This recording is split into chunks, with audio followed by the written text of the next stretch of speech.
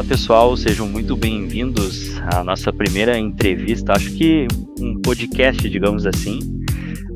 Acho que pode chamar de PodCipa, o podcast da Cipa. Então, se vocês quiserem dar sugestão de nome para o nosso podcast nos próximos entrevistados que a gente tiver aqui na nossa Cipa do Grupo Lins Ferrão, aí vocês podem nos chamar, sugerir por e-mail, que a gente vai ficar bem feliz em ouvir a opinião de vocês. E então, galera, nós estamos no mês de janeiro de 2026. É um mês muito especial, né? A gente vai falar sobre o Janeiro Branco, né? O Janeiro Branco, que é da conscientização da saúde mental. Então, né, a gente quer reforçar a importância de olhar com mais atenção para aquilo que muitas vezes não é visível, então, mas que impacta diretamente na nossa vida, tanto no trabalho quanto também nas nossas relações pessoais. Então, né, gente, cuidar da saúde mental é um compromisso coletivo e também de responsabilidade individual, beleza? E, dentro desse contexto, eu quero apresentar para vocês alguém que é extremamente qualificado para falar sobre questão de saúde mental. É um cara que é um amigo meu, um irmão para mim também. E esse cara é o Felipe Machado. Ele é especialista, mestre em psicologia, atualmente é doutorando também em psicologia. E ele atua como policial federal. Ele construiu, então, uma trajetória profissional em ambientes de alta pressão, então, né, onde o equilíbrio emocional e autocontrole e preparo mental não são opcionais. Né, ele carrega duas formações muito simbólicas dentro da polícia, que ele é águia pelo COT da Polícia Federal e falcão pela CORE da Polícia Civil do Rio de Janeiro. E, galera, a título de curiosidade, né, o pessoal que me conhece aqui do grupo sabe que eu já servi no Exército Brasileiro, né, a gente tem diversos colaboradores que também serviram no Exército, e o Felipe, ele foi fuzileiro naval, ele foi paraquedista, foi sargento de carreira do Exército, foi instrutor de educação física do Exército, mais conhecido como calção preto. Então, falo com tranquilidade que o Felipe não traz apenas teoria, tá, galera? Ele traz uma vivência, traz humildade e uma visão muito real sobre o cuidado da saúde mental. Então, com vocês, Felipe Machado, seja muito bem-vindo, meu amigo. A palavra está contigo. Obrigado, Rodian, obrigado pelo convite, obrigado pela oportunidade de estarmos hoje aqui falando sobre um assunto tão importante e que, por vezes, tão negligenciado. E eu estou vendo que não é o caso de vocês, essa negligência com relação ao aspecto da saúde mental como um todo. Então, agradeço também a oportunidade dos colegas do Grupo Lins Ferrão por estarmos aqui batendo esse papo. É uma coisa bem leve. Eu acho que a gente pode transformar, né, dentro dessa conversa, esse assunto que, por vezes, pode ser tão complexo, tão pesado, tão triste, às vezes, numa conversa bem tranquila de informação barra conscientização, para que a gente tenha um pouco mais de equilíbrio emocional, para que a gente tenha um pouco mais de qualidade de vida emocionalmente falando. E, enfim, como você falou, trabalhei a minha vida inteira em ambientes de alta pressão, onde realmente o equilíbrio emocional, a tomada de decisão diante de um ambiente complexo, diante do caos, não é uma opção. Você tem que estar realmente equilibrado emocionalmente. Eu consigo verificar essa lidar, né, com a alta pressão, não só na minha profissão, mas na profissão de vocês, por exemplo, porque vocês lidam com decisões o tempo inteiro, né, com gerenciamento de conflitos, seja na rua, seja em casa, seja na empresa. Às vezes você tem que apresentar resultados e você está com algum problema fora. E como é que a gente consegue lidar com tudo isso? Então, acho que esse bate-papo de hoje, a gente consegue conscientizar um pouco mais para que a gente tenha essa resiliência emocional, essa qualidade emocional para o dia a dia. E aí a gente volta para casa com saúde e vivo. Porque muitas das vezes, às vezes, a gente perde esse limiar entre o que é saudável emocionalmente e a gente não consegue verificar quais são as melhores e mais saudáveis decisões e às vezes a gente sequer consegue voltar para casa. Eu estou falando de exemplos que a gente vê no dia a dia, pessoas no trânsito com estresse elevadíssimo, às vezes por uma fechada começa a arrumar uma confusão e ali vão para vias de fato, etc. E a gente não quer isso. é justamente viver com mais qualidade, ter um pouco mais de sorriso, um pouco mais de integração dentro de casa, no trabalho, de maneira sempre saudável, né? Que bacana, Felipe. Falando sobre essa questão, né, como é muito importante a gente trabalhar em nós mesmos, além de a gente reconhecer, são as questões da empatia, principalmente, né? Porque, como tu deu aí o exemplo mesmo de questões de briga de trânsito, como a gente vê em várias notícias, a gente vê nas redes sociais, que é muito comum, brigas pode ser no trabalho, algum tipo de conflito, e às vezes a gente não para pensar de ter um pouco de empatia para entender o porquê que aquele próximo está sentindo aquilo ali, por que que ele está sentindo aquela raiva, por que que aquele colega está sentindo aquela tristeza, por que aquele colega não está conseguindo, às vezes, produzir no trabalho, o que que ele está sentindo, por que ele está tão revoltado. Então, às vezes, a gente tem que parar um pouco para tentar analisar e entender por que que aquele colega está ali, o que que a gente pode fazer para melhorar, sabe? E é isso que é muito importante, porque em vez da gente tentar dar o troco, né, digamos assim, na mesma moeda, de colocar mais, de tentar brigar para tentar resolver, não vai se resolver. Então a gente tem que, às vezes, parar, às vezes o silêncio vai responder muito melhor sobre essas questões para a gente evitar que esses conflitos aconteçam. Então, Felipe, eu queria perguntar para ti uma questão que como que a gente consegue perceber, tanto na vida pessoal quanto no trabalho, que emocionalmente a gente não está bem? Legal. Eu acho que primeiro ponto para que a gente consiga observar qualquer anormalidade dentro do nosso comportamento, dentro do nosso aspecto emocional e físico, o primeiro ponto é o trabalho, é o desenvolvimento do autoconhecimento. O autoconhecimento, cara, é uma habilidade que a gente tende a desenvolvê-lo durante toda a nossa vida, né? Uma pessoa, eu, por exemplo, eu tenho 45 anos e estou em pleno desenvolvimento do meu autoconhecimento. Todos os dias eu aprendo um pouco mais sobre mim. O problema é, a grande maioria das pessoas sequer se conhece. A grande maioria das pessoas não sabe nem o que é autoconhecimento. Elas não conseguem entender o que que as tira do sério, o que que mexe com ela em termos de subir o teu cortisol, que é o hormônio do estresse, te desequilibrar emocionalmente, fazendo com que você tome decisões indesejadas, sabe aquela coisa de, putz, desculpa, não queria fazer isso, e, poxa vida, toda hora você pede desculpa porque você comete algumas ações, seja palavras ou fatos realmente físicos, ou algum tipo de agressão, alguma coisa, e aí você vai pedir desculpa e já é tarde, sabe? Esse tipo de coisa você não percebe, você não se conhece, diferentemente da pessoa que desenvolve um nível de autoconhecimento e ela consegue perceber os sinais que o corpo e a mente dão. Por exemplo, se eu fico estressado com alguma coisa, eu começo a perceber a minha mão suando, o meu coração palpitando um pouco mais acelerado, a minha respiração alterada, a minha vontade, o meu ímpeto, o meu impulso de querer falar alguma coisa mais agressiva,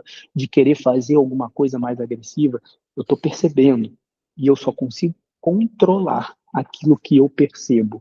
E se eu não percebo isso, eu viro uma marionete das minhas emoções e elas me levam sempre para o pior caminho possível, porque as emoções elas disparam toda uma reação em cadeia, onde alguns hormônios do estresse eles vão te trazer problemas, porque hoje em dia a gente tem tantos problemas no dia a dia que a gente vive um estresse crônico, e esse estresse crônico baixa a sua imunidade, tira a sua capacidade racional de tomadas de decisão, sabe aquela pessoa que fica cega e ela não consegue tomar as melhores decisões possíveis, que ela está tomada de emoções, então tudo isso é muito ruim. Quando você me pergunta como enxergar, e aí eu te respondo, o primeiro aspecto é você desenvolver uma habilidade chamada autoconhecimento.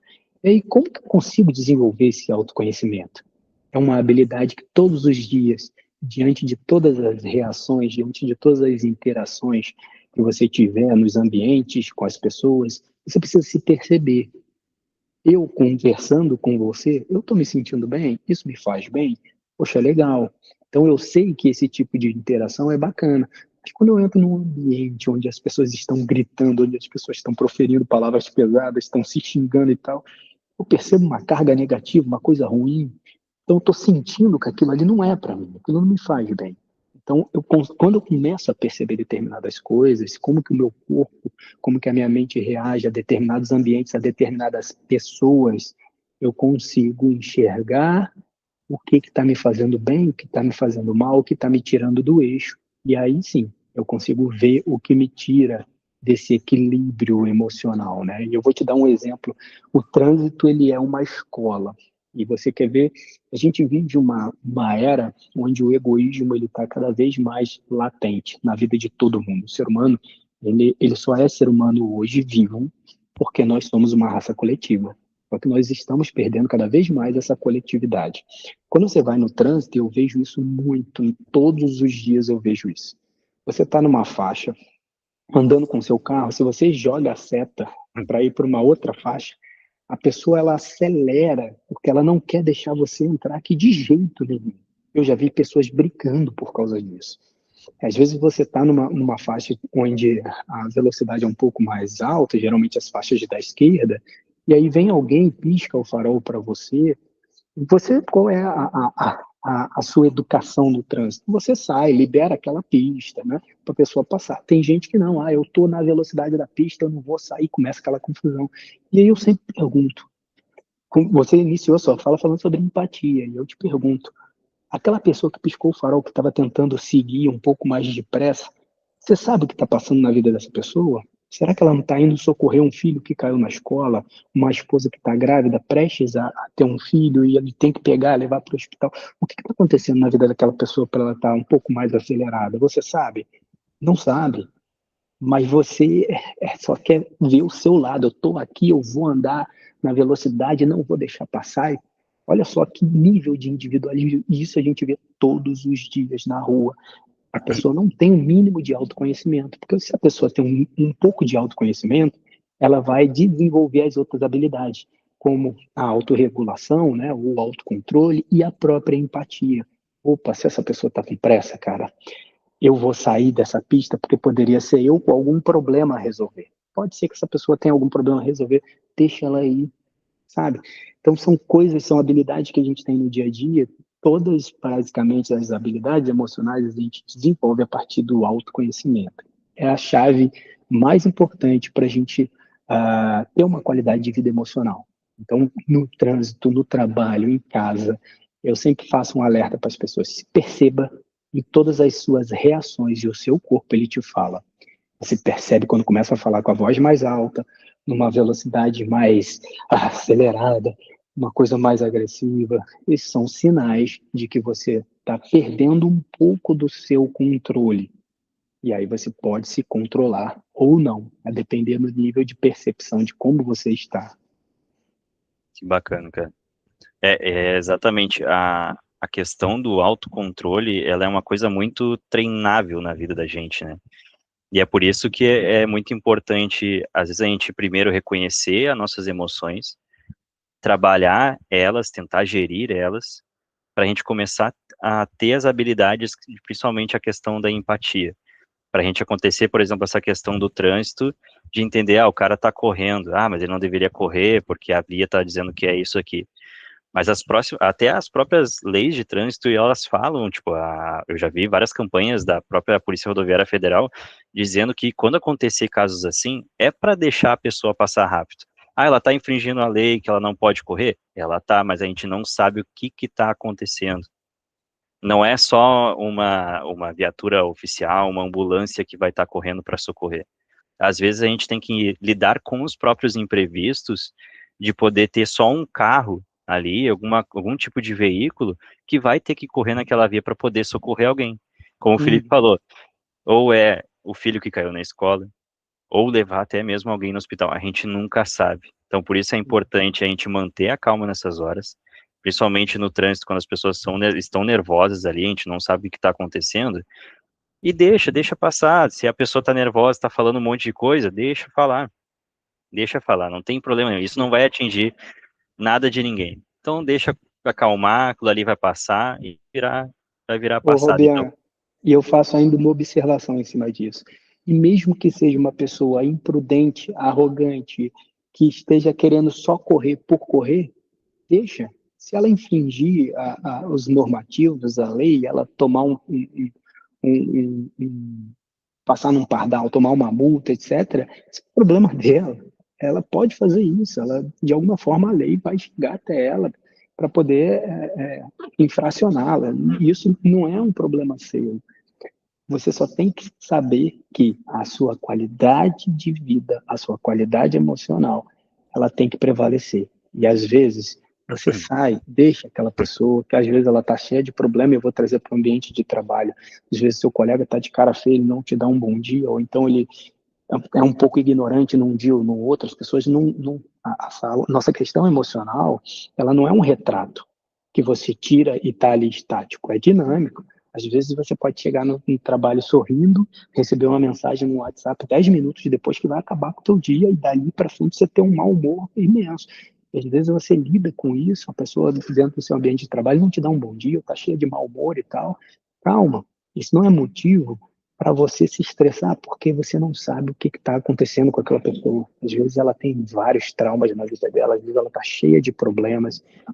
Então, a gente tem um pouco mais de qualidade de vida emocionalmente falando, a gente precisa ser mais empático, no sentido de, se essa pessoa está assim, pode ser que ela esteja cheia de problemas. Então, se eu não estou levantando a mão para ajudar, eu então também não vou atrapalhar mais do que isso.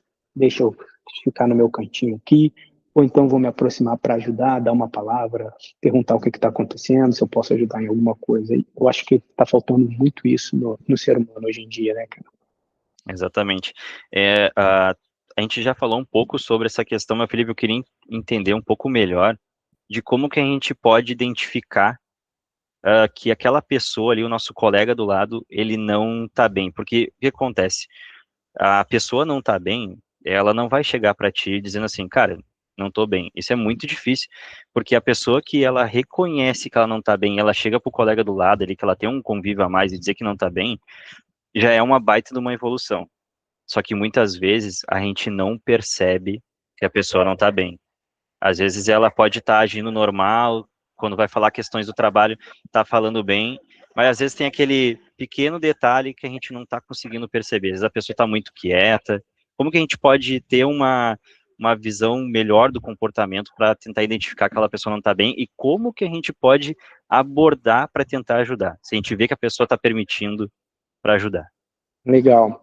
Você falou uma coisa, e você mesmo já deu a resposta. Por exemplo, às vezes aquela pessoa está muito quieta, e como é que a gente faz para identificar? Você já está identificando. Você já viu que ela está muito quieta. Então, no ambiente de trabalho, onde você conhece as pessoas já há um determinado tempo, você sabe quando aquela pessoa, como que ela é, se ela é uma pessoa mais aberta, se ela sorri, se ela fala mais, ou se ela é um pouco mais fechada, se ela sorri um pouco menos. Você já conhece o dia a dia daquela pessoa, você tem uma noção. Tudo que sai da normalidade, você consegue identificar, geralmente. Né? Eu concordo que as questões de saúde mental, a gente vive uma epidemia silenciosa, né? Às vezes a pessoa começa a entrar numa depressão, começa a desenvolver sintomas de ansiedade, tudo, e nem a própria pessoa consegue entender o que está acontecendo.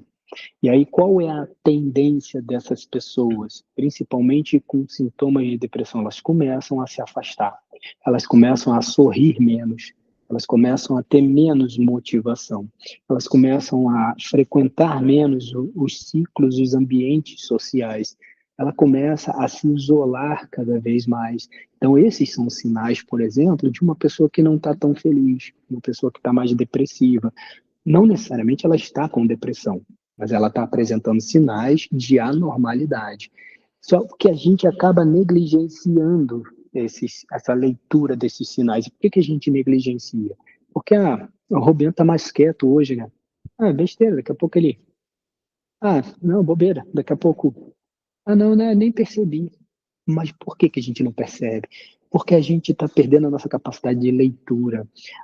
Leitura humana, do que eu estou dizendo, sabe? Essa capacidade de empatia, literalmente falando, que é olhar para o outro ali, tentar identificar aquelas emoções, né? A gente fica o tempo todo no celular, olhando, vendo aquilo, tudo que a gente sequer consegue mais levantar a cabeça e olhar para o próximo. Então, e essa está sendo uma tendência muito grande. Você olha os jovens hoje, os adolescentes, eles ficam tanto no celular que quando você vai falar com eles, fulano, e aí, tudo bem? Tudo bem. E aí, como é que você está na escola? Aham.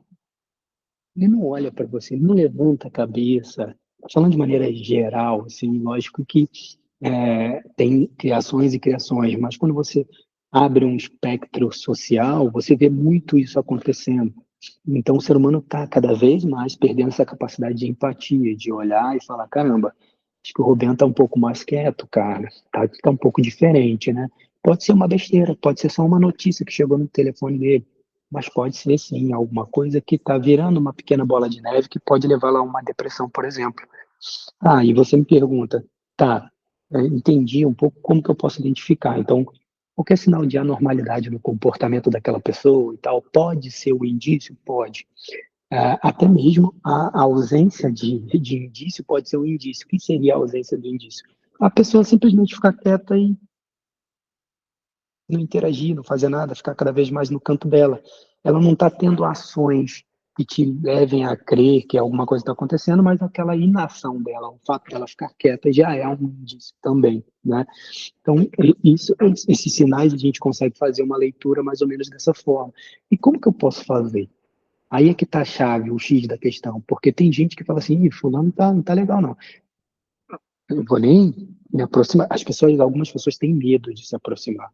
E eu sempre digo, cara, a melhor forma de você intervir numa situação como essa é, se você tem um grau de amizade, de proximidade grande com a pessoa, vá até ela, coloca a mão no ombro dela, porque às vezes ela só precisa disso. Ela só precisa de uma palavra amiga, ela só precisa de um abraço, ela só precisa que alguém repare que ela não está bem.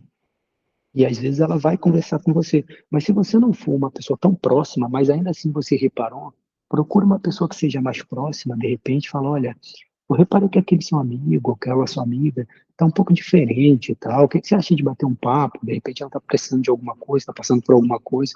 E se você não tem essa possibilidade de buscar alguém que possa se conectar, não perca a oportunidade de ir até aquela pessoa. Por mais que você não a conheça tão bem e tudo mais, às vezes ela pode sim ver em você uma pessoa que está estendendo a mão no momento que ela precisa. Então, acho que a gente, tomando uma atitude de estender a mão, o fato de você perguntar: e aí, Robiano, como é que você tá, cara? Tô sentindo você um pouquinho diferente e tal, tá tudo bem? Poxa, vamos tomar um café, vamos sentar, vamos bater um papo e tal, tá precisando de alguma coisa? Então, às vezes só isso é uma grande atitude que pode salvar uma vida, por exemplo. Ou pode resgatar uma pessoa. Quando você começa a entrar numa tristeza, com sintomas depressivos, você começa a pensar: ninguém me repara, ninguém tá nem aí para mim, ninguém, eu sou isso, eu sou fraco, eu sou frágil e tal, eu sou desinteressante. E quando alguém vem e fala para você: poxa, e aí, cara, tô vendo que você tá diferente e tudo mais, você quebra toda essa linha de tristeza. Você fala: opa, alguém me reparou. Poxa, obrigado e tal. Então, às vezes, uma atitude tão simples pode resgatar uma pessoa que está entrando num momento de tristeza, num momento chato, sabe? E isso é verdade, né? São coisas tão simples que a gente pode fazer que pode mudar na vida de uma pessoa. Agora, até uma questão que eu tenho muito de admiração pela empresa é que desde que quando eu entrei, isso já vai fazer 5 anos já que eu tô no Grupo Unis Ferrão, e uma coisa que eu notei que, tipo, eu já vi em outros lugares, não é uma coisa muito comum, é simplesmente o pessoal dar bom dia, boa tarde, ou o pessoal às vezes que tem que trabalhar mais tarde, como em outros projetos, e o boa noite. O simples cumprimento de um oi, de um opa, cumprimentar na mão ali, ou um bom dia, ele muda, um simples sorriso também, ele muda o dia da pessoa. E como a gente já falou, às vezes a gente não sabe o que que a pessoa está passando, e às vezes ela não gosta muito de falar sobre essas questões, até porque às vezes ela não consegue nem reconhecer o que que ela está sentindo. Então, um simples bom dia, um oi que a gente está dando pode mudar a vida da pessoa. E que nem tu falou, né, Felipe? A gente pode às vezes notar, a gente viu lá que o colega da outra área, tu sempre vê que ele tá com aquele comportamento feliz, é um cara alegre, sorridente, sempre brincando. Quando vê, aconteceu uma coisa que já faz um tempo que a pessoa tá com um comportamento muito estranho. que tá com um comportamento mais fechado, anda mais cabisbaixo, e a gente não tem muito convívio, às vezes, de parar ali e conversar. Então, às vezes, a gente dá um oi, ou até tentar puxar um assunto que não sobre isso diretamente, a gente pode mudar, porque a pessoa tá vendo assim, olha, ele me viu e as pessoas gostam de mim, porque às vezes a nossa mente, ela tenta nos sabotar, principalmente quando a gente está passando por transtornos assim, como a depressão, como a ansiedade, a mente ela vai tentando nos sabotar por uma coisa que não é real, é um momento triste que a gente está passando ali. E aí, quando as pessoas fazem essas atitudes tão simples como um oi, como um bom dia, ele vai mudar, ele muda. Então, a gente chegar, às vezes, abordar, conversar, vai mudar o dia a dia da pessoa também. E aí, Felipe, Perfeito. o que eu queria te perguntar, agora se colocando no lugar da pessoa, como, às vezes, a gente não sabe o que que a gente está sentindo. A gente não sabe que a gente pode estar com depressão, que a gente pode estar com ansiedade, com algum tipo de transtorno psicológico. Como que a gente pode reconhecer, né, e o que que a gente pode fazer para tentar melhorar aos poucos? Legal. Não é simples, porque principalmente quando a gente fala com relação à depressão, porque a ansiedade, o que é a ansiedade? São medos, são preocupações que elas ficam frequentes na sua cabeça. Você fica o tempo todo prevendo um futuro que, na maioria das vezes, não vai acontecer. São preocupações, são medos o tempo todo remoendo na sua cabeça. Então, a ansiedade por si só, os sintomas dela, você consegue identificar um pouco mais. Você fica ali com o coração mais acelerado, você se sente mais irritado, qualquer coisa te irrita, angústia, às vezes você perde a sua capacidade de ter uma qualidade de sono, você tem insônia ou você demora mais a dormir. Então ele te dá uns sinais que são mais compreensíveis. A pessoa tende a identificar isso melhor. Já a questão da depressão, por si só, ela é mais difícil, porque você começa a ser minado das suas energias, da sua capacidade racional, e essa sua capacidade racional é o que vai te dizer, opa, e se você tiver um nível de autoconhecimento um pouco mais desenvolvido, é o que vai dizer, eu não estou legal. Só que ela vem te minando aos poucos, te tirando a energia, e essa perda de energia, às vezes não te permite nem fazer essa autoidentificação, você simplesmente vai se isolando. Então, quando você começar a perceber que você não tem energia para levantar, para praticar uma atividade física, que você não tem mais motivação, você não vê graça nas coisas, que qualquer pessoa te irrita, que você não quer estar ali junto com aquela pessoa, que você não tem mais tanta energia de ir trabalhar, e quando você chega no ambiente de trabalho, você não quer participar dos grupinhos ali de amigos, na hora de tomar um café, na hora de almoçar, você quer o tempo inteiro ficar isolado, você começa a se sentir triste por qualquer coisa, e aquela tristeza começa a te culpar, sentimentos de culpa, de que a culpa é minha, ou então, eu sou um frágil, eu sou um coitado. Esses pensamentos, esses sinais mostram para a gente que a gente está entrando num quadro depressivo, talvez leve, mas isso pode se agravar. Então, o que eu falo com as pessoas, cara? Você tem que desenvolver, mais uma vez eu vou falar, um nível de autoconhecimento para que você perceba, eu não estou na minha normalidade. Eu estou pensando de uma maneira muito mais triste do que o normal. Eu não sou tão triste assim. Eu estou me isolando das pessoas muito mais do que o normal. As pessoas estão me enchendo o saco, eu não quero mais estar ali. Eu estou sem paciência. Então você começa a perceber. Mas se você não tiver um mínimo de autoconhecimento possível, todos esses sinais passam totalmente despercebidos, cara. Você não consegue identificar. E aí entra mais um tópico que é importante dentro desse assunto. Por mais que você, às vezes, identifique, ainda assim, as pessoas têm dificuldade de pedir ajuda, sabe? Ainda existe um estereótipo, ainda existem os preconceitos de que se eu for buscar a ajuda de um profissional da saúde mental, um psicólogo, um psiquiatra, alguém assim, eu sou frágil ou eu sou maluco, as pessoas vão me ver como se eu fosse um maluco, etc. Então, todos esses receios, esses medos, acabam afastando a pessoa de uma busca por ajuda de um profissional da saúde. Eu digo para você, isso acabou. O profissional da saúde, ele não vai te taxar como maluco, as pessoas não vão te taxar como maluca. O mais importante é você buscar ajuda, sim, de um profissional da saúde. Chega lá e conversa sobre o que está acontecendo na sua vida, aquela pessoa é a pessoa mais indicada para poder te resgatar. Agora, uma outra coisa que é muito importante, é um fator de proteção, é o grupo de apoio. O que, que é um grupo de apoio? A rede de apoio são os familiares, são os amigos do trabalho, os amigos daquela questão social, da academia, do vôlei, do futebol.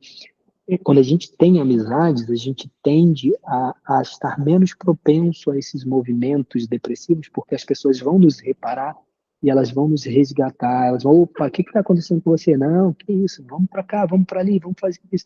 E elas te resgatam, porque elas se importam com você.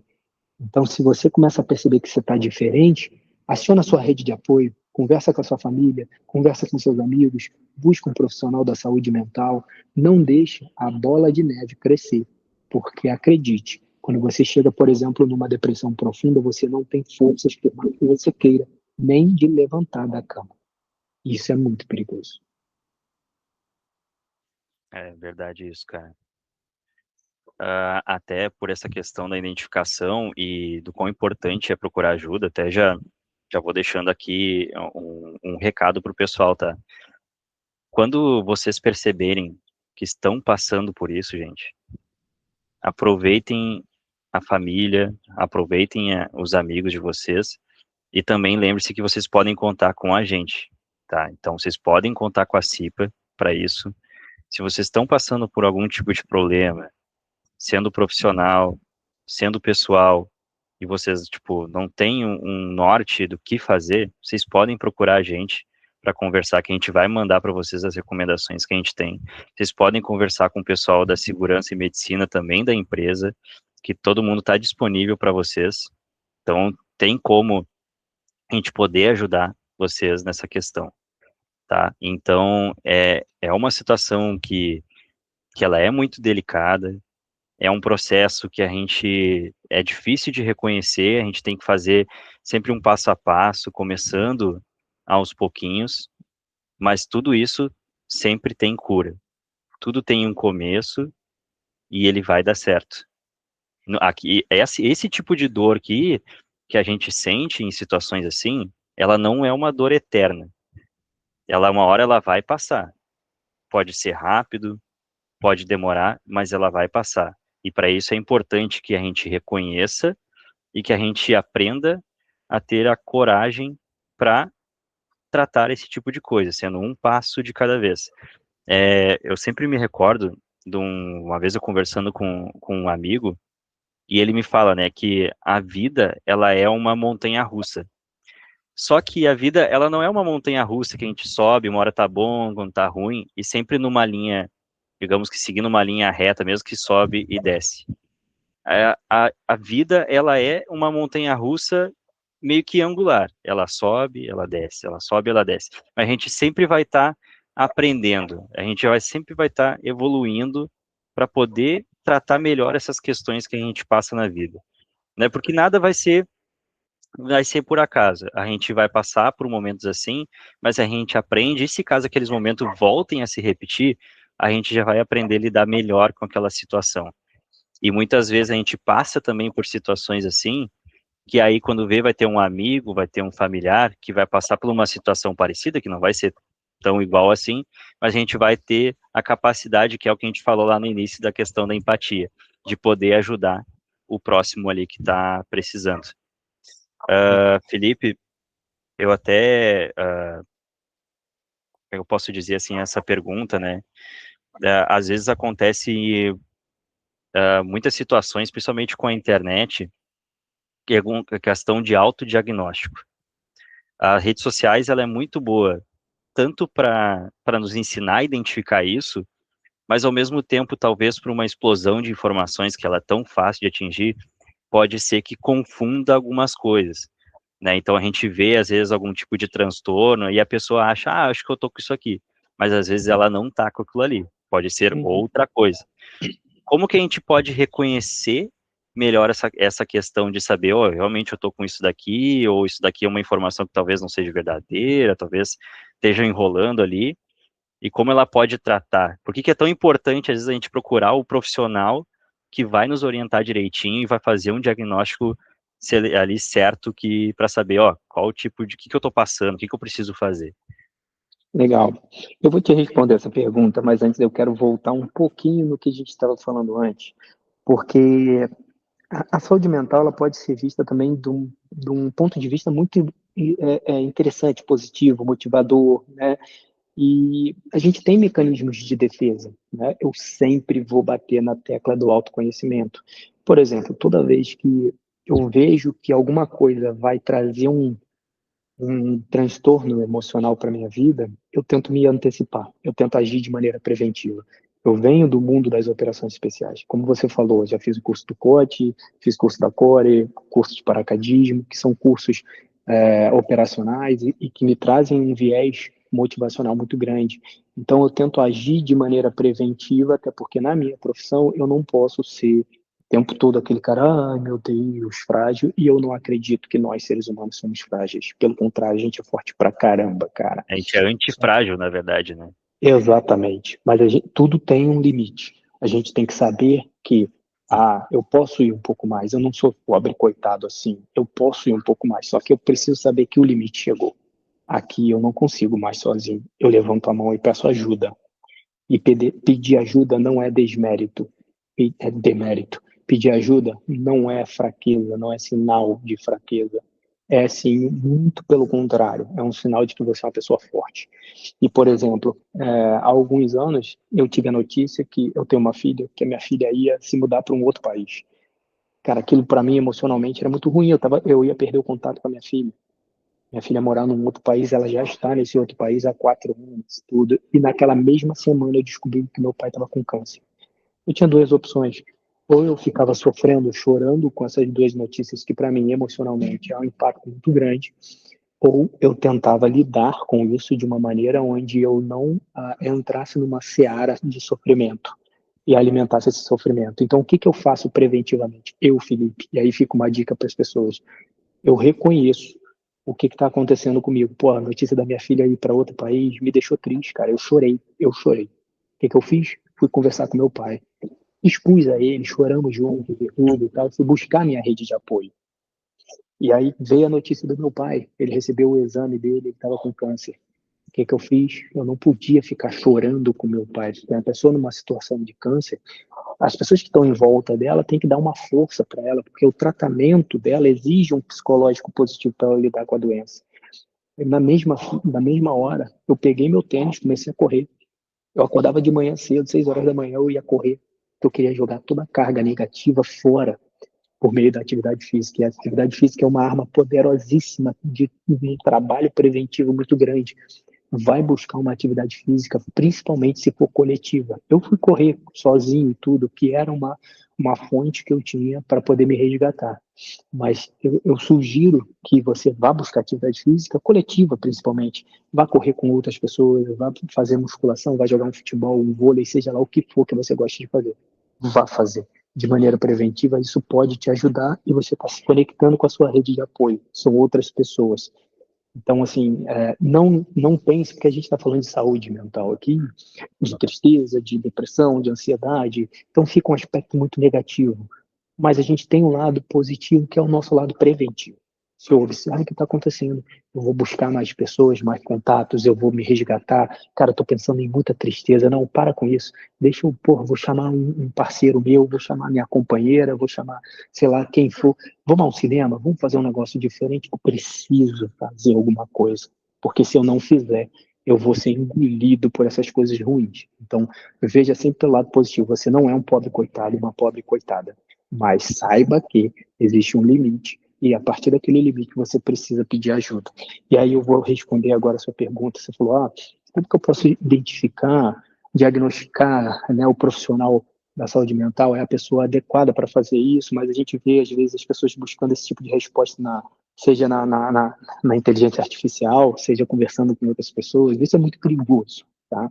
A gente vive uma era da tecnologia muito forte. A inteligência artificial ela faz parte da nossa realidade. Inclusive, hoje, no meu doutorado, eu faço uma pesquisa justamente com pessoas que buscam psicoterapia mediada pelo chat GPT. Para você ter uma ideia, né? O assunto está bem conectado. E a gente busca respostas, às vezes, pela IA. Tem gente que tenta fazer terapia pela IA. Ela não busca um contato com um profissional da saúde mental. Isso é muito perigoso, tá? E por que as pessoas fazem isso? Justamente pelo fato do que eu falei lá na frente. A gente está cada vez mais individualista, a gente está cada vez mais isolado, a gente vive a era da solidão. Então, a gente não quer ir lá buscar um profissional da saúde mental, seja porque a gente tem vergonha, porque vão chamar a gente de maluco, ou porque a gente pode resolver isso com a IA, por exemplo. Então, isso é muito perigoso, tá? E uma coisa que eu aprendi na psicologia, minha professora falou, olha, existe um manual, né, dos diagnósticos e tudo, né, o que a gente chama de DSM, é um manual onde ali cada doença ela tem a sua descrição dizendo o que é depressão. Depressão é isso, isso, o que é ansiedade, é isso, isso, né, o que é esquizofrenia, o que é qualquer outra doença. O DSM ele descreve as doenças. E quando a gente vai ter uma aula sobre isso, a primeira coisa que os professores falam é cuidado ao ler DSM, porque a gente vai se encaixar em muitas coisas ali. Em muitas coisas. Se você lê o DSM, as doenças mentais, né, especificamente, você vai se encaixar em praticamente todas elas de alguma forma. Em algum aspecto ou outro você vai se encaixar. Mas não quer dizer que você está doente. Tá?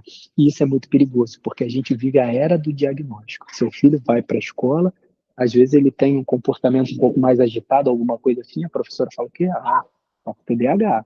Ou então tem autismo, tem isso. Você vai na rua, você faz alguma coisa diferente, isso é maluco. Ih, cara, fulano é esquizofrênico. Todo mundo dá algum tipo de diagnóstico para alguém, né? A verdade é essa. Brincando ou não, acontece. E você, por vezes, acredita nisso. O que é a reação, né, o comportamento mais prudente? É você buscar um profissional da saúde mental para que ele te diga o que está acontecendo.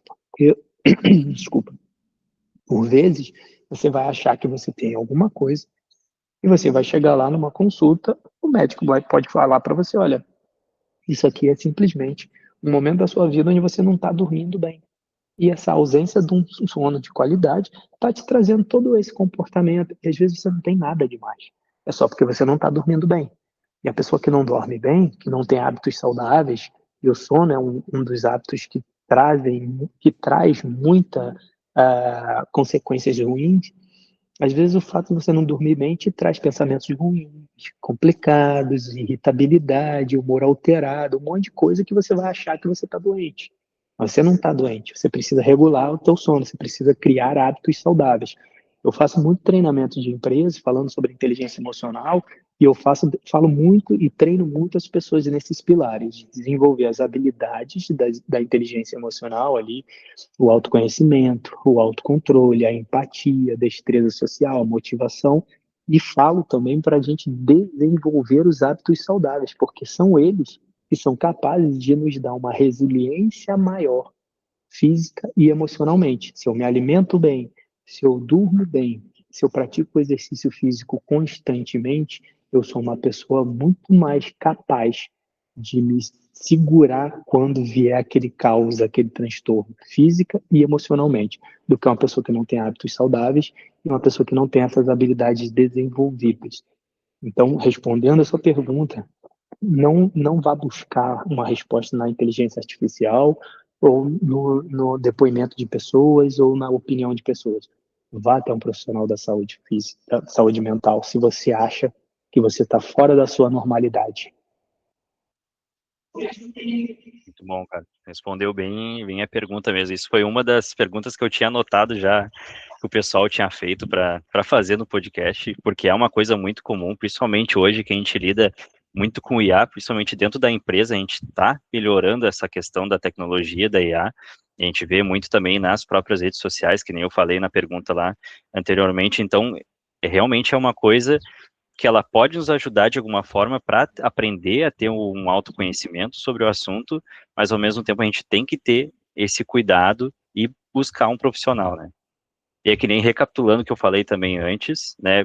Vocês sabem que vocês podem contar com a gente e que a gente também tem recursos para poder ajudar vocês com profissionais da área da saúde para poder tratar o que vocês estão precisando. Então, lembre-se, chama a gente, se vocês têm dúvidas sobre isso, chama o pessoal lá da Segurança e Medicina, lá conjunto do RH, que eles vão ajudar vocês. Felipe, falando da questão de empresa mesmo, é uma coisa muito comum, tanto militarmente falando, no meio da segurança pública, quanto empresa, a gente tem situações de pressão, digamos assim. São situações que a gente tem que resolver, às vezes, de alguma forma muito rápida, é uma forma muito urgente, porque aconteceu algum tipo de imprevistos, ou até questões na vida pessoal mesmo, que pode acontecer, às vezes, de uma mãe, de um pai com um filho, ou com os próprios pais mesmo, avós, algum tipo de familiar. E tu acho que vai saber melhor responder sobre essa questão, como a gente lida com essa pressão. O que que como a gente pode lidar melhor com o medo para a gente não travar nessas situações de pressão? O que que a gente pode fazer para poder manter esse autocontrole, né? E tu mesmo que, né, tu foi paraquedista, né, tem essa baita experiência no meio de operações especiais, que lida muito com isso, lida com os imprevistos também, né, e principalmente no paraquedismo, né, que tem aquela questão, a gente tem que ter tudo bem planejado, né, a gente tem várias pessoas envolvidas para poder fazer um lançamento e tudo mais, então o erro ele não pode ser opcional, mas pode acontecer alguns imprevistos, né, principalmente durante o salto, a gente sabe muito bem disso, e como lidar, que quando acontece esse imprevisto, o que que tu pode fazer para manter o autocontrole e que nada aconteça de errado e volte a alinhar da maneira mais fluida, mais calma ali de novamente. Legal, cara. Excelente pergunta. E ela não é simples de se responder, porque existem muitas variáveis, muitas coisas que acontecem tanto no ambiente, quanto com pessoas, e quanto no nosso interior, e vão repercutir numa tomada de decisão, numa escolha, num controle de medo, e cada pessoa reage de uma maneira diferente. E aí eu bato mais uma vez na tecla: desenvolva o seu autoconhecimento. Essa é uma das coisas que eu mais faço nos treinamentos, na dinâmica, desenvolver o autoconhecimento de cada um. Por que que isso é importante? Vamos lá.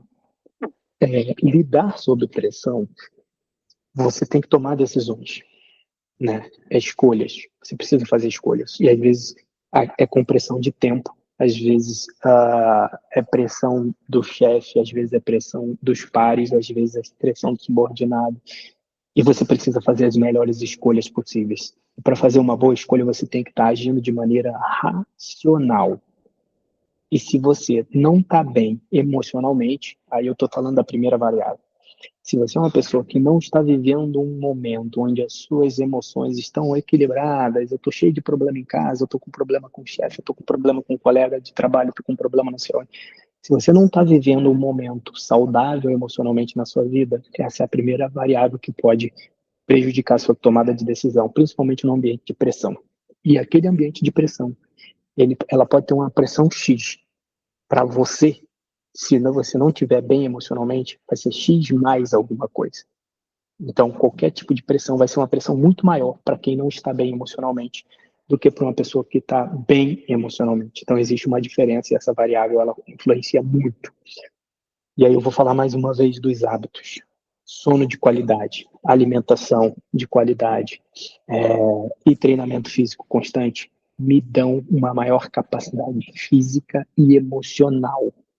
Eu estou falando de outra variável que vai me ajudar a lidar com os momentos de pressão, as tomadas de decisão diante do olho do furacão, no momento do caos. Porque se uma pessoa não se alimenta bem, ela não tem condições, muitas das vezes físicas, de suportar um ambiente de pressão. Ela vai estar mais fraca, ela vai ter, de repente, uma queda de glicemia, né, uma hipoglicemia, ou ela vai ter um colesterol alto, ou ela vai ter uma série de problemas físicos que podem estar ligados à alimentação, por exemplo. Ela pode não ter energia para lidar com o ambiente de pressão. E o pior de todos é o sono dentro desses hábitos. Por quê? Se eu não durmo bem, se eu sou aquela pessoa que fico vendo série, filme até altas horas, depois eu acordo cedo e vou trabalhar, e eu faço disso um hábito, dormir pouco. O sono, ele me tira a capacidade racional plena do dia seguinte. A minha capacidade de humor vai estar alterada. Uma pessoa com humor alterado é uma pessoa que ela é mais ranzinza, que ela não suporta um debate dentro de um ambiente de pressão. Então, esses hábitos saudáveis de alimentação, treinamento físico e sono são importantíssimos junto com o seu estado mental. E tem outras variáveis também, o treinamento. Quanto mais você estuda aquilo que você faz, quanto mais você treina aquilo que você faz, maiores são as suas condições de tomar uma boa decisão diante de um ambiente de pressão. O que é isso? Por exemplo, eu sempre treinei muito, muito. Eu era de um grupo de operações especiais, então eu treinava muito todas as habilidades que eu precisava numa operação policial. E aí imagina você entrar num ambiente onde existe uma troca de tiro, onde tem pessoas atirando na sua direção, e você tem que parar, observar, tomar as decisões e responder àquela injusta agressão. Para você fazer isso, você tem que ter uma capacidade plena de tomada de decisão. E o seu treinamento constante vai te dar uma coisa a menos para você se preocupar. Porque diante do caos eu não podia parar para pensar, peraí, deixa eu ver como que eu vou efetuar um disparo ou como que eu vou fazer tal ação. Eu não tenho que pensar. Eu tenho que, a situação tem que sair automática. Mas como que sai automática diante de um ambiente de pressão? Vai depender da quantidade de treinamentos que eu fiz. Então, você, dentro da sua empresa, quanto mais você treina as suas habilidades técnicas daquilo que você faz, seja qual for, de marketing, de vendas, seja de TI, seja qual for a habilidade, quanto mais você treina, quanto mais você estuda, quanto mais você trabalha aquilo no seu dia a dia, quando você estiver pressionado, aquilo você vai ter um arcabouço muito maior de tomadas de decisão assertivas, as habilidades vão sair mais fáceis. Vou te dar um exemplo. Você pega um lutador profissional de MMA, você assista a uma luta e eu vi um depoimento de um lutador muito interessante, e aí o lutador saiu da luta ali, ganhou e tal, e o repórter perguntou para ele, cara, como é que você fez para sair daquele soco, aquela esquiva e tal? Ele falou, não sei, não sei. Mas não é que ele não saiba, é que ele não precisa mais raciocinar. Ele fez tanto aquilo na vida dele, ele esquiva tanto e dá o soco e responde ao golpe, que ele não precisa gastar energia diante do caos, que é uma luta valendo, ele não precisa tomar aquela decisão. Já sai, o corpo dele já sabe, já entende que quando vier um soco, ele vai esquivar e ele vai responder. Sai automático. Quanto menos você precisa raciocinar, mais você vai ter sua capacidade de raciocínio para outras coisas que você precisa tomar decisão. Então, respondendo sua pergunta agora de maneira resumida, como é que eu faço para tomar decisões diante de um ambiente de pressão sem que eu perca a minha qualidade de tomada de decisão? Tenha bons hábitos de alimentação, treinamento físico e sono. Esteja num momento de equilíbrio emocional, e se você não tiver, vai buscar uma ajuda de um profissional da saúde mental, faça uma terapia se preciso for, busque uma rede de apoio, seja uma pessoa mais feliz possível. Isso vai te dar essa resiliência. E treine, estude aquilo que você faz. Essas três variáveis, tem outras, mas essas três variáveis, ao meu ver, são variáveis que realmente te dão uma capacidade de tomada de decisão dentro do ambiente de pressão. Aí a gente vai falar do medo, como você tinha citado. Eu sempre tive medo de altura, do paraquedismo, mas eu fiz o salto livre operacional, então eu tinha que saltar do avião. Quando o avião começava a subir, já me dava aquela angústia, aquela coisa toda, e eu controlava o medo. Como? Eu sei exatamente o que eu vou fazer. Começava a passar todos os procedimentos na minha cabeça. Quando for fazer isso, vai ser assim. Quando for fazer aquilo, é assim, assim, assim. Se der essa pane e tal, eu vou fazer isso, isso, isso. Eu vinha passando todos os procedimentos que eu já tinha treinado milhares, milhares, milhares de vezes antes de entrar no avião. Quando aquela porta abria, entrava aquele vento gelado com aquele barulho. Eu estava num cagaço absurdo, mas eu não mostrava aquilo para ninguém. Eu segurava aquele cagaço absurdo e botava só uma coisa na minha cabeça. Eu tô com medo, mas vai com medo, porque eu aprendi o que tem que ser feito. Eu treinei o que tem que ser feito. E quando eu abandonava o avião, as coisas fluíam, cara, porque eu tinha treinado muito, eu sabia o que tinha que fazer. E o medo ia embora naquela hora. O medo era até abandonar a aeronave. Depois que eu saía do avião, o medo ia embora e eu fazia o que tinha que ser feito. Então, se você tem medo de desafios, se você é uma pessoa que fica preocupada se vai dar certo ou não, se prepare muito, treine muito, muito, muito, treine, treine, treine, treine. E ainda assim você pode ter medo, mas vá com medo, cara. Vá, porque você precisa confiar em você. Cara, que bacana. Até falando sobre essa questão da parte operacional, né? Principalmente que tu falou da questão do salto livre, né? Uma técnica, até a gente pode conversar a questão das técnicas mesmo, que eu até ia fazer essa pergunta para ti agora, que uma coisa muito importante da gente fazer para poder lidar com medo são as técnicas de visualização, né? Eu acho muito legal esse tipo de técnica, eu uso muito no meu dia a dia, né? E principalmente no paraquedismo, né? Que nem o Felipe fez esse curso também. Ele tem que fazer todos os procedimentos de acordo com o que a equipe de instrução ensinou. Então, sempre é um passo a passo. Como a gente já falou, né? Para a gente poder reconhecer, poder trabalhar isso e poder melhorar, a gente sempre vai fazendo um passo a passo. Mas nessas questões de lidar, principalmente com a alta pressão, a gente tem que sempre ir imaginando passo número 1, faço isso daqui. Passo número 2, sempre vai imaginando. E aí a gente sempre vai quebrando aquilo ali em pequenos objetivos. Porque a gente sabe, ó, se eu cumprir todos esses objetivos aqui dessa lista que eu preciso fazer, visualizando ela, o que precisa ser feito, imaginando que o salto mesmo deu tudo certo lá no final, vai dar tudo certo. E se acontecer um imprevisto, sabe, ó, acontecer uma pane aqui que não acionou lá o paraquedas principal. O que eu tenho que fazer agora? Eu já tenho que me preparar na hora que eu já sei aonde que eu vou colocar a mão até para poder acionar o reserva, né, que a gente conhece. Mas é por isso que é legal a gente praticar isso no nosso dia a dia, até principalmente quando a gente acorda, da gente imaginar, o que eu tenho para fazer hoje? A gente imaginando aqueles objetivos mais macros, assim, os marcos do dia a dia. Eu vou levantar agora, vou arrumar minha cama, né? Vou preparar o meu café. Agora eu vou para o trabalho. O que eu tenho para fazer hoje no trabalho? Eu tenho isso, isso, isso.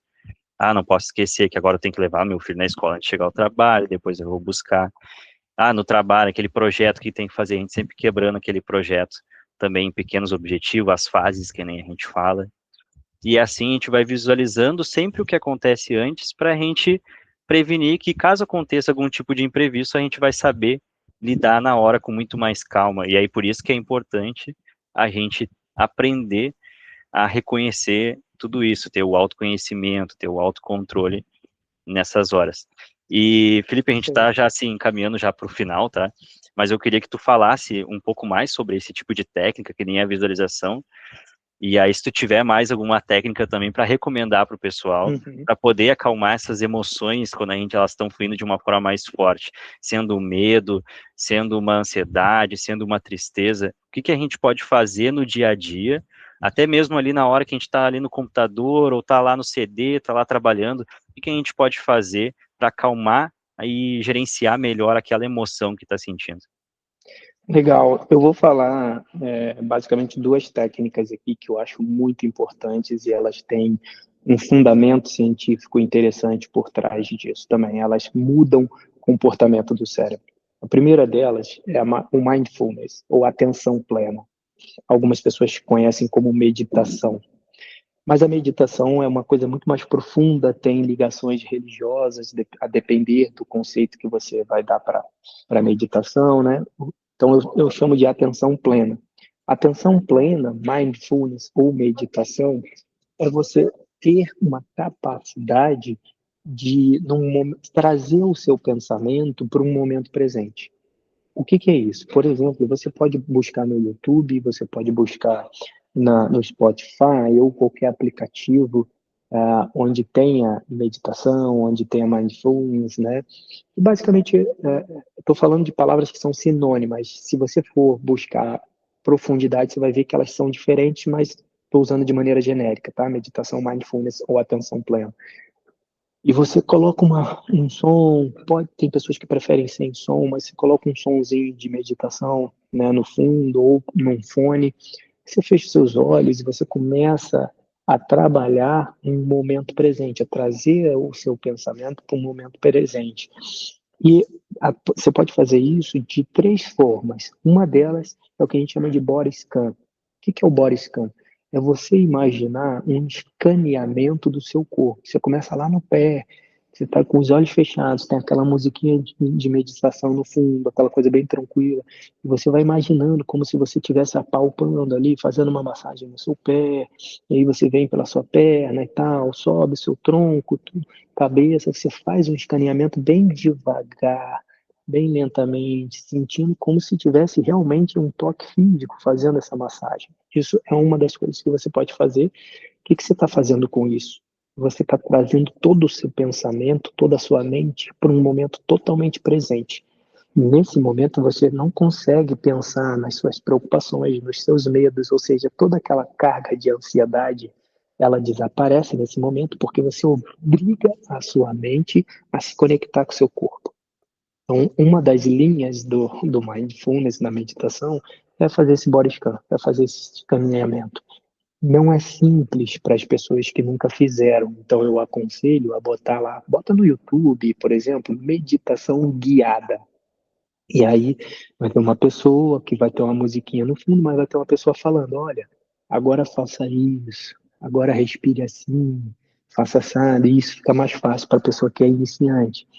A outra vertente dentro do mindfulness é a própria respiração, o controle da respiração.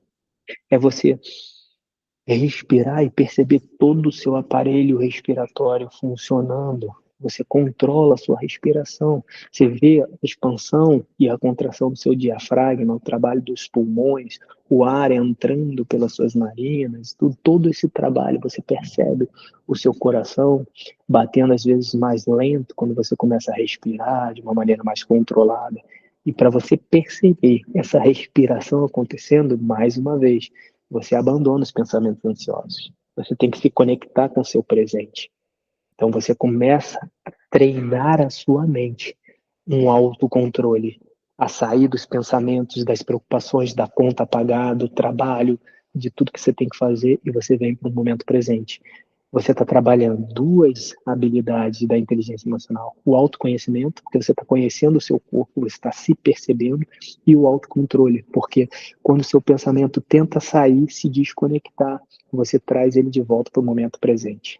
E ele vai se desconectar várias vezes, você vai se pegar pensando já de novo em outra coisa, sem julgamento, sem ficar chateado nem nada, você traz de volta, pera, deixa eu voltar para minha respiração e tal. E uma terceira vertente dentro do mindfulness, da meditação, é a consciência da consciência. É como se você estivesse fora do seu corpo, observando quais são os pensamentos que estão passando na sua mente. Aí você começa sem julgar, sem falar, nossa, eu não queria pensar nisso, não, caramba, já estou pensando nisso de novo. Você começa a pensar o que eu estou pensando e observar como se fossem nuvem passando, né? E passa aquele pensamento, caramba, estou pensando nisso e tal. E aí deixa passar. Qual é o próximo pensamento que vem e tal? E aí você começa a ver, caramba, minha mente pensa tanta coisa ruim, eu não quero. Eu quero pensar coisas mais tranquilas, melhores e tal. Você começa a trabalhar a consciência na consciência. E às vezes você consegue perceber até reações do seu corpo. Por exemplo, quando eu estou fazendo esse tipo de trabalho, fazendo minha meditação e tal, quando minha mente se conecta com alguma coisa muito positiva e tal, o meu corpo reage de forma positiva. Eu percebo como se fosse um arrepio ou uma coisa assim e tal. Cara, aquilo me dá uma sensação muito boa e eu percebo. Isso é um nível de autoconhecimento. Eu estou trabalhando o autoconhecimento, meu autocontrole. Então, mindfulness é uma ferramenta muito poderosa. Eu vou te mandar depois o link de algumas meditações guiadas, e aí você passa para a galera aí praticar, que é muito interessante. E a segunda técnica, a segunda ferramenta que eu acho muito bacana é a visualização.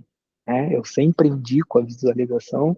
Eu não só pratiquei a visualização durante toda a minha vida, como tem um vídeo bem interessante no meu Instagram dos pilotos, né? De acrobacias americanas, que eles ficam ali fazendo toda a passagem de todas as técnicas, de todo o movimento que eles vão fazer no ar, eles estão fazendo ali dentro do escritório, sentados. Então, o que é a visualização? A visualização é uma técnica onde você pode praticá-la de olho aberto, mas na maioria das vezes é a mais confortável você fazer de olho fechado, para sua mente se conectar realmente a um ambiente desenhado do jeito que você quer. Então, vamos lá. Eu fecho os meus olhos e eu vou imaginar tudo aquilo que eu quero fazer do jeito que eu quero fazer. Eu vou controlar todas as ações de uma maneira positiva, levando em prol a um objetivo de sucesso. Por exemplo, se eu quero fazer uma palestra e eu estou nervoso, eu estou com medo, dias antes, semanas antes, meses antes, eu vou estudar. Quanto mais eu estudo, mais eu consigo desenvolver aquela habilidade diante da pressão. No dia da palestra eu vou fazer. Só que se além de estudar aquele conteúdo da palestra que eu vou fazer, eu treinar, falar para outra pessoa, gravar eu mesmo sozinho e tal, além de tudo isso, se eu fizer a visualização, eu estou dobrando a minha capacidade de treinamento, porque eu estou treinando a minha mente para aquele momento específico do dia da apresentação. Então, eu posso muito bem fechar meus olhos e imaginar. Estou chegando no ambiente da palestra, aí chego lá, está lá uma plateia lotada. Como é que é a minha postura nesse dia? Eu quero estar mais ereto, eu quero ter um controle visual, eu não vou passar na frente dos slides, eu vou usar um gestual mais positivo, sem excesso, mas também não vou ficar contraído assim, tá? Então, eu estou fazendo toda a passagem daquilo que eu vou executar naquele momento, que é muitas das vezes um momento de pressão, um momento, né, é, onde está todo mundo ali numa expectativa, inclusive eu, e eu estou treinando, treinando, treinando. Quando eu chegar no momento de fazer aquilo, o meu corpo e a minha mente vão fazer tudo aquilo que eu treinei ao longo do processo.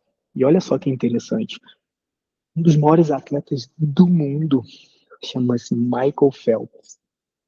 Esse cara, ele tem uma entrevista muito interessante, você consegue essa entrevista no YouTube, que ele fala sobre a técnica da meditação. E ele fala, eu treinava meditação, e aí ele chama, né, o técnico dele que passou isso para ele. Eu treinava meditação interna e externa. Ele divide dessa forma. Como assim? Michael Phelps, depois de todos os treinos que ele fazia na piscina ali, o treinamento físico, literalmente, dentro da piscina, nos momentos que ele não estava na piscina, ele fazia a visualização. A interna é a visualização onde ele se imaginava no bloco de partida, quando dava a largada, ele saía, entrava na água. O que que eu faço agora? Ele dá aquela golfinhada e começa a dar a primeira abraçada, respira assim, tantas braçadas, eu faço a virada olímpica, vento. Ele projetava cada detalhe da prova, da competição no pensamento. A interna era quando ele fazia, ele executava dentro da piscina. E a externa, que ele chamava, era quando ele ia para a arquibancada.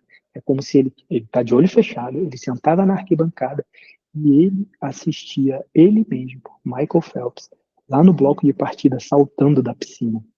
Então ele olhava de fora tudo que estava acontecendo na prova. Então ele fazia muito essa visualização. E aí, nessa entrevista, ele fala: enquanto os meus adversários treinavam 1000 vezes, por exemplo, dentro da piscina, eu treinava 1000 vezes dentro da piscina, 2000 vezes fora da piscina. Então, quando eu ia para a competição, eu ia com 3000 treinamentos, enquanto os meus adversários iam com 1000. Ou seja, faz muita diferença. E aí, um dos relatos dele é o seguinte: teve uma vez que eu comecei a visualizar as contingências, ou seja, os problemas que podem acontecer. E quando eu saltei, que eu entrei na piscina, num trabalho de visualização, os meus óculos saíram. Pode acontecer numa prova de natação. Os óculos dele saíram. Só que o que eu vou fazer agora? Eu não posso parar e botar os óculos. E aí os óculos saíram e ele continuou nadando. Ele sabia quantas abraçadas ele tinha que dar. Ele sabia a virada olímpica que ele tinha que fazer. Ele sabia a volta. Ele tinha tudo dominado na cabeça dele.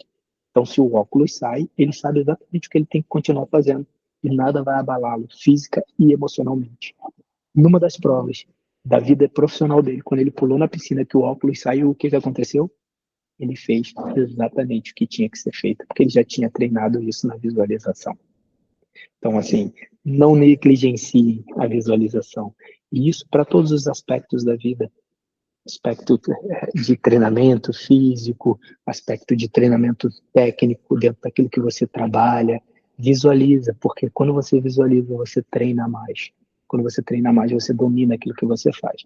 E se você domina aquilo que você faz, você tem menos ansiedade, você tem menos angústia. As coisas fluem mais automaticamente, sem você ter que ter tanto gasto cognitivo para executar a tarefa e trazer aquela exaustão toda. Então fica aqui a minha dica de mindfulness e visualização. São duas ferramentas que te trazem uma capacidade maior de autoconhecimento, de autocontrole.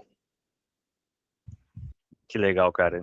São técnicas que eu uso também no dia a dia, né? Eu e o Felipe, a gente já conversou bastante sobre essas técnicas já no passado aí. E uma das técnicas também, Felipe, que eu gosto muito de usar também no meu dia a dia é a questão da respiração. Principalmente que ela está um pouco ligada ao mindfulness também, né? A parte ali da meditação. Mas tem uma, assim, que para mim é a minha favorita, principalmente para controlar as emoções mais intensas, que ela é um tipo de respiração que também é utilizada no mergulho autônomo, que é a 4x4, né, a respiração quadrática. Então, pessoal, se um dia vocês quiserem experimentar isso, né, vocês podem imaginar como se puxasse aquela respiração funda ali pelo nariz, inspirasse ali por 4 segundos, aí você segura por 4 segundos, aí solta bem devagar pela boca por 4 segundos, e segura mais um pouco por 4 segundos. Geralmente a gente repete isso 3 vezes, esse tipo de respiração, e a gente já dá aquela tranquilizada na emoção ali que apareceu do nada. Então, mais uma dica aí para complementar o ensinamento do Felipe, que é bem bacana de usar no dia a Bem dia. lembrado, bem Então, lembrado. a respiração ela é muito importante, né, Felipe, para a gente utilizar, não sendo só a quadrática, mas o expirar, né, a gente parar para expirar e expirar, ela é muito bom para essas horas. Exatamente, cara. O nosso corpo, todos os nossos sistemas se conectam, né? E a gente tem o sistema simpático e parasimpático. O simpático é aquele que reage ao momento de estresse. O parasimpático é aquele que traz o seu corpo de volta para um equilíbrio. E é aí que entra a respiração. Quando o seu coração está mais acelerado, como é que fica a sua respiração? Mais ofegante. E aí, geralmente, quando você está nervoso, você está nessa condição. Coração mais acelerado, uma respiração mais ofegante. O que que as pessoas falam para a gente, geralmente? Calma, respira, é ou não é? Porque é a respiração que vai te trazer um equilíbrio. Ele vai trabalhar dentro desse teu sistema parasimpático. Então, quando você começa a entrar com uma respiração mais forte, no sentido de automaticamente você vai perceber o seu batimento cardíaco cair, cair, cair, cair devagar. E aquela respiração que por vezes era.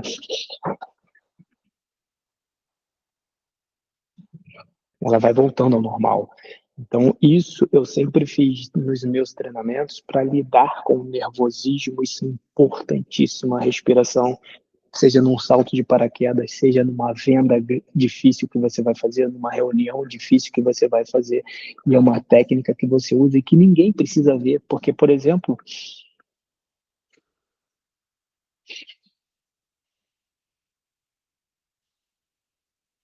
estou respirando aqui e ninguém está vendo, entende? Então eu consigo fazer essa técnica sem alarmar muito e me trazer uma tranquilidade.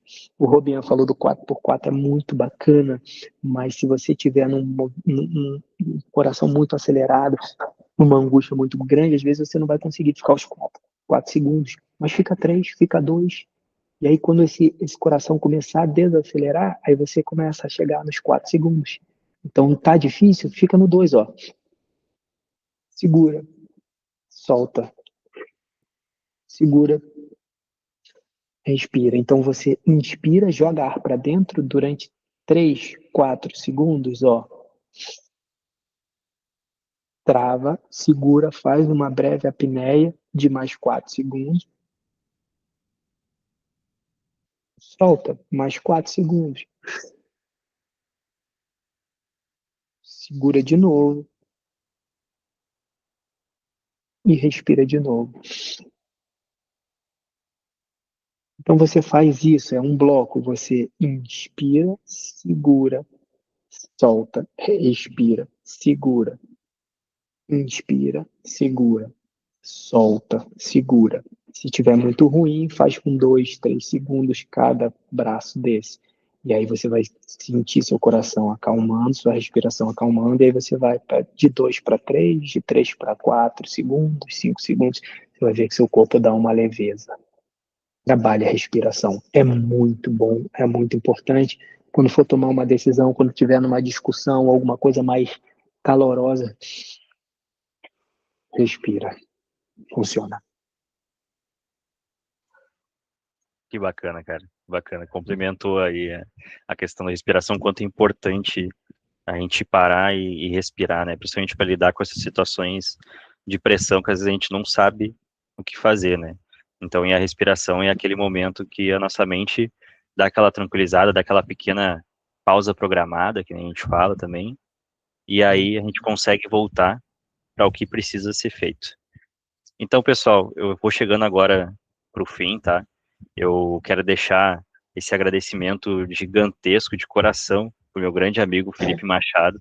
Muito obrigado, Felipe, por ter aceito o convite de participar dessa conversa com a CIPA sobre esse assunto que é tão importante na nossa vida, que é sobre a saúde mental, de trabalhar a nossa inteligência emocional no dia a dia. Então, cara, muito obrigado mesmo, de coração. Por nada, Robian. Eu que agradeço pelo convite. Parabéns pelo trabalho da CIPA. Parabéns para o grupo Liz Ferrão, porque não é simples, não é toda empresa que faz isso, tá? Então fica aqui realmente minha admiração pelo trabalho que você está fazendo, a preocupação que vocês têm com o grupo de vocês. Isso é muito interessante. Fico aberto aí poxa, vamos trabalhar o desenvolvimento das habilidades, como o autoconhecimento, como o autocontrole, a destreza social, vamos trabalhar as técnicas. Numa outra oportunidade, num outro encontro com calma, a gente fala de cada uma dessas técnicas, quais são os exercícios para eu fazer em casa, no trabalho, para desenvolver essas habilidades, sempre em prol de uma saúde emocional melhor, de um equilíbrio emocional melhor, de uma resiliência emocional, para que a gente possa ter uma qualidade de vida cada vez melhor. A gente vê que o ser humano está vivendo cada vez mais, nunca se teve uma expectativa de vida tão longa, mas ao mesmo tempo a gente está adoecendo cada vez mais precocemente, crianças e adolescentes cada vez mais adoecidos. E daqui, dessa fase de infância e adolescência, até a sua vida adulta, você vai viver uma vida toda doente? Então, cuidado, estamos vivendo mais, mas estamos adoecendo cada vez mais cedo. Cada vez mais cedo. Então, a gente precisa ter ferramentas para ter qualidade durante todo esse nosso processo de vida, qualidade de vida emocional. Então, fica aqui ao meu agradecimento a cada um de vocês e meus parabéns pela empresa, por esse cuidado com cada pessoa, que o indivíduo é o ativo mais importante, mais valioso de qualquer empresa. Parabéns, Robiano. Obrigado pelo convite. Obrigado, irmão. Então, pessoal, se vocês gostaram, né, do nossa primeira entrevista aqui com o Felipe Machado, né, pode falar para a gente. Se vocês querem mais entrevistas sobre outros assuntos também, que a CIPA pode trazer aqui para vocês, a gente vai agradecer de coração, vocês têm essa liberdade e conversem com a gente. Também passe o feedback que vocês acharam dessa entrevista aqui com o Felipe. E no mais, muito obrigado por quem chegou até aqui e até mais. Robiano, só mais Diga. uma coisa, que às vezes a pessoa vai assistir e ela não teve condição de fazer uma pergunta, de tirar uma dúvida. Se alguém tiver alguma dúvida, pergunta, quiser alguma indicação de material para estudar, de livro sobre esse assunto que a gente falou aqui, pode procurar lá no Instagram, manda uma mensagem que eu indico ou respondo as pessoas lá também, tá bom? Isso aí. E Fique à quando a gente, vontade. Felipe, quando a gente for divulgar já esse episódio aqui, esse primeiro episódio, posso colocar então o teu arroba lá do teu Instagram, tem o Pode, teu fica à canal no vontade. YouTube também, tá? Então, se vocês pesquisarem lá, tem o Felipe Machado, quem quiser conhecer mais ele, né? Ele já participou de outros podcasts também, ele vai falar um pouco mais da trajetória da vida dele. Então, aí, Felipe, aí depois só pode deixar que a gente organiza aqui e divulga para o pessoal. Então Fica à é isso, vontade. pessoal. Muito obrigado aí e até mais. Até mais, obrigado a vocês.